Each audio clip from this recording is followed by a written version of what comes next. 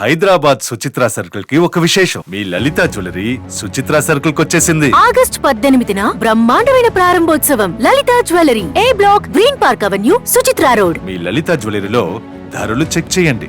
డబ్బులు చాలా చాలా ఆదా చేస్తారు. డబ్బులు ఎవరికి ఊరికే రావు. విజయవాడలో విలయం సృష్టించిన బుడమేరు గండ్ల పూడ్చివేత పనులు వేగంగా జరుగుతున్నాయి. 5.5 రోజుల నుంచి నిరంతరాయంగా పనులు చేస్తున్నారు అధికారులు. ఇప్పటివరకు 1300 ట్రిప్పుల బండరాళ్లు, మట్టి, కంకరను తరలించారు. పూర్తి అప్డేట్స్ అడిగి తెలుసుకుందాం. మా ప్రతినిధి పిఎంఆర్ చంద్రశేఖర్ లైవ్ లో సిద్ధంగా ఉన్నారు. పిఎంఆర్ చంద్రశేఖర్, 3వ గండి పూడ్చడానికి ఎంత సమయం పట్టే అవకాశం కనిపిస్తోంది? అంటే ఈరోజు రాత్రికి లేదా రేపటికల్లా, అంటే ఈ 3వ గండి పూడ్చివేతకు సంబంధించిన పనులు పూర్తి అయ్యే అవకాశం ఉన్నట్లుగా అధికారులు, మంత్రి నిమ్మల రామానాయుడు చెప్తున్న పరిస్థితి కనిపిస్తోంది.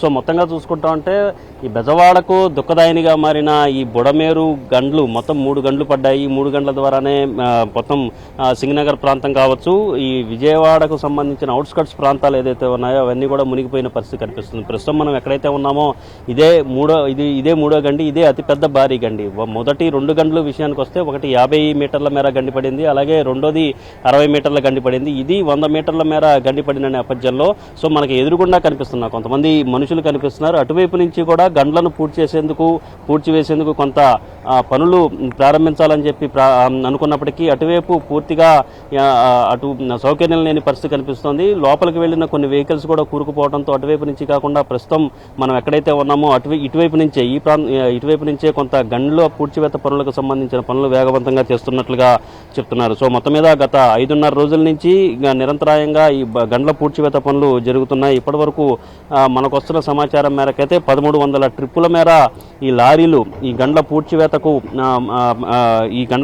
పనుల్లో 1300 ట్రిప్పుల మేర లారీలు బండరాళ్లను, కంకర, మట్టిని తరలించారు. సో ఓవరాల్ గా చూసుకుంటా ఉంటే ఇది దాదాపు రోడ్డు ఏర్పాటు చేయడంతో పాటుగా 2 గంటలను పూడ్చివేయడంతో పాటుగా ఈ 3వ గండి పూడ్చివేత పనులు ఎక్కడ వరకు అయితే జరిగాయో సో దీనికి ఇప్పటి వరకు 50,000 టన్నుల మేర ఈ మెటీరియల్ని వినియోగించినట్లుగా మనకు వస్తున్న సమాచారం మేరకు తెలుస్తుంది. సో ఓవరాల్గా దీనికి సంబంధించి పెద్ద ఎత్తున ఈ గండ్ల పూడ్చివేత పనులు చేపట్టాలి అంటే దీనికి క్వారీయింగ్ అవసరం, దీనికి సంబంధించి పెద్ద ఎత్తున బండరాళ్ళు అవసరం. కాబట్టి దీనికి సమీపంలో ఉన్న దొనబండ క్వారీ నుంచి ఈ గండ్ల పూడ్చివేతకు సంబంధించి మెటీరియల్ ఏదైతే అవసరమవుతుందో ఈ కంకర కావచ్చు, అలాగే బండరాళ్ళు కావచ్చు, వాటన్నిటిని అధికారులు తెప్పిస్తున్న పరిస్థితి కనిపిస్తోంది. గండికి రెండో వైపున కూడా రాకపోకలు పూర్తిగా లేవు. సో మరొక వైపు చూసుకుంటా ఉంటే ఇది ప్రధానంగా పెద్ద గండి.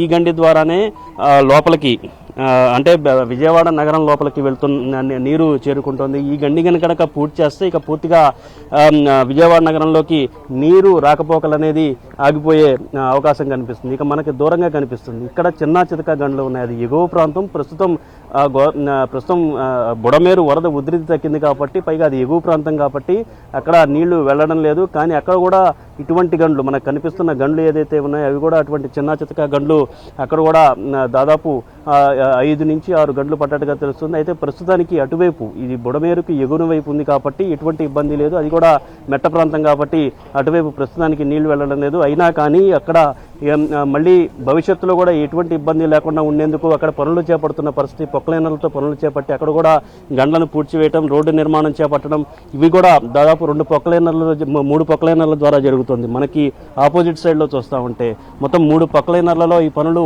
జరుగుతున్న పరిస్థితి చాలా స్పష్టంగా కనిపిస్తోంది. సో ఓవరాల్గా ఇప్పటివరకు మనకు వస్తున్న సమాచారం మేరకు, అధికారిక వర్గాల నుంచి వస్తున్న సమాచారం మేరకు చూస్తూ ఉంటే 50,000 టన్నుల మేర మెటీరియల్ని వినియోగించారు. 5.5 రోజుల నుంచి ఈ గండ్ల పూడ్చివేత పనులకు సంబంధించిన ప్రక్రియను చేపడుతున్నారు. మంత్రి నిమ్మల రామానాయుడుతో పాటుగా ఇతర ముఖ్యమైన ఇరిగేషన్ శాఖకు సంబంధించిన అధికారులు ఎవరైతే ఉన్నారో వాళ్ళందరూ కూడా నిరంతరం శ్రమిస్తున్న పరిస్థితి కనిపిస్తుంది. ఈరోజు తెల్లవారుజామున 4 గంటలకి 2వ గండిని కూడా పూడ్చివేశారు. ఆర్మీ ఎవరైతే ఉన్నారో ఆర్మీకి సంబంధించిన సిబ్బంది కూడా, ఆర్మీకి సంబంధించిన అధికారులు కూడా ఈరోజు ఉదయం నిమ్మల రామానాయుడిని కలిసి ఇక్కడ గండిని ఏ విధంగా పూడ్చాలన్న అంశానికి సంబంధించి కూడా కొంత ప్రాథమికంగా చూసుకుని వెళ్ళారు, పరిశీలించి వెళ్ళారు. సో మనకి కనిపిస్తున్న ఇటువైపు నుంచి మనకి ఆపోజిట్ సైడ్లో ఉన్న ఈ ప్రాంతం నుంచి ఒక వంతెన లాంటిది వేస్తే ఈ ప్రాంతం నుంచి వంతెన లాంటిది వేస్తే బాగుంటుంది, ఈ గండి పూడ్చివేతకు పనులు మరింత త్వరగా చేయొచ్చు అనే అభిప్రాయాన్ని ఆర్మీ అధికారులు